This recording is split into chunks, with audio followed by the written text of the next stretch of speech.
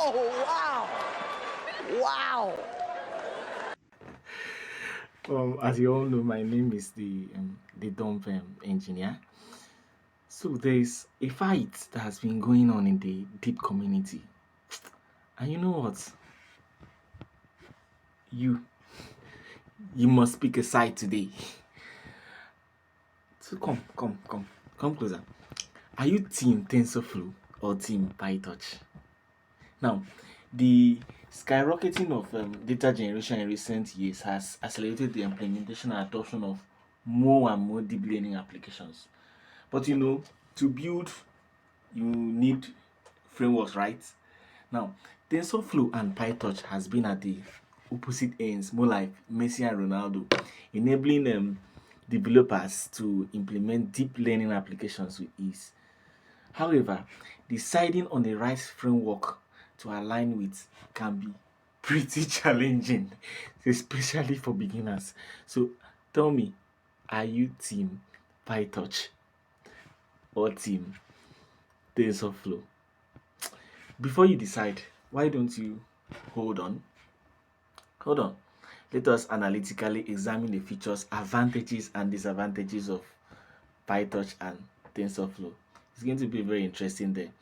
So, first of all, who are these two fellows? PyTorch and TensorFlow are two of the most widely used frameworks in data science. But who are they? Let's start with PyTorch. PyTorch is a popular deep learning framework based on the Torch family of frameworks. PyTorch, launched in 2016, is now maintained by the PyTorch Foundation. Due to its focus on usability and performance consideration, PyTorch has become a popular tool in the deep learning community. TensorFlow, on the other hand, is also a very popular open source end-to-end deep learning framework.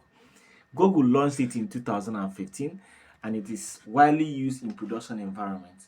It is known for its static computational graph, efficient deployment capabilities, and production grade features. To choose between PyTorch and TensorFlow, we need to know how these frameworks compare in terms of different features. So, this time we'll be interested in comparing PyTorch and TensorFlow based on 4 indices of training time, model availability, deployment accuracy, deployment infrastructure, and accuracy. Now, these are not the only indices with which we can make our comparison. So, and I will also be making more comparisons using other indices. So, you can come back and check that out because I'll be making more and more comparisons. But first, let's start from the first indices, training time. How does PyTorch and TensorFlow compare based on training time?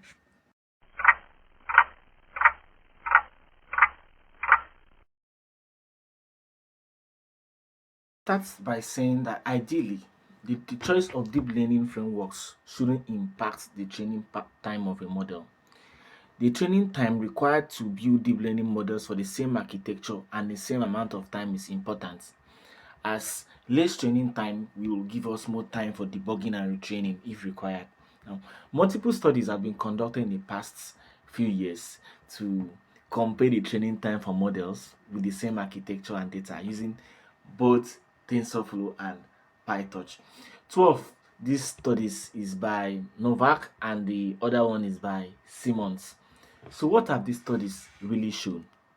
Now, while the exact training time for a model can be different based on training data and system infrastructure, PyTorch has been shown by these two studies and several other studies to be faster than TensorFlow in key sets of conditions.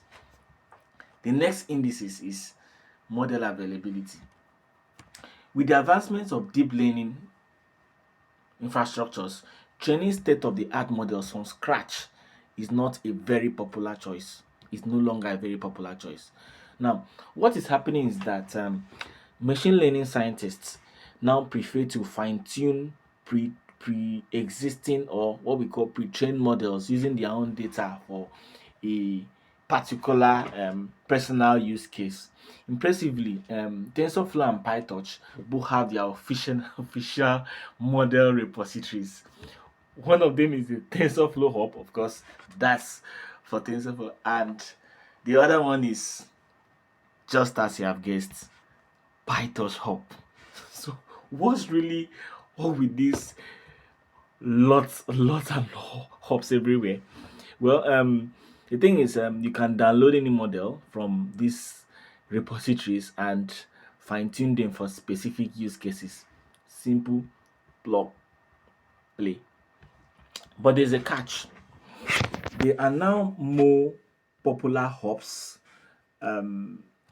for obtaining models like this. Far more popular hubs. For example, the Hugging Face hub or the Hugging Face repository is several times more popular than these two. Several times more popular than these two.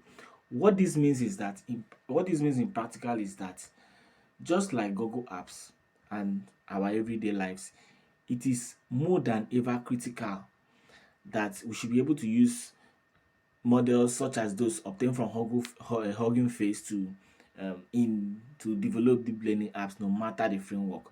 Now, this is where PyTorch has gathered huge advantages over TensorFlow. As of the making of this video, there are 195,295 Hugging Face models that we can use with PyTorch. On the other hand, you can use only 13,565 Hugging Face models with TensorFlow. Does this affect your choice? What do you say about this? All right, let's look at another feature: deployment infrastructure. A deep learning framework must provide reliable, error-free tools for deploying models in production environments. Traditionally, TensorFlow has led the way with robust development options such as TensorFlow Savings and TensorFlow Lite, which allows for seamless deployment on cloud infrastructure, physical servers, mobile apps, as well as IoT devices. PyTorch, on the other hand, initially it lacked built-in deployment tools, now requiring developers for a long time to rely on frameworks such as Flask and Django to serve models. However, it's a competition. The introduction of we now have options such as TouchServe, PyTorch Mobile, PyTorch Live, and these are significantly improves PyTorch deployment capabilities. These tools enabled optimized workflow for Android, iOS, and Linux devices. Nevertheless, and despite PyTorch not coming into the game, I must be honest, TensorFlow remains the go-to choice for large-scale production deployment due to its more mature and more versatile um, ecosystem. Did that affect your choice?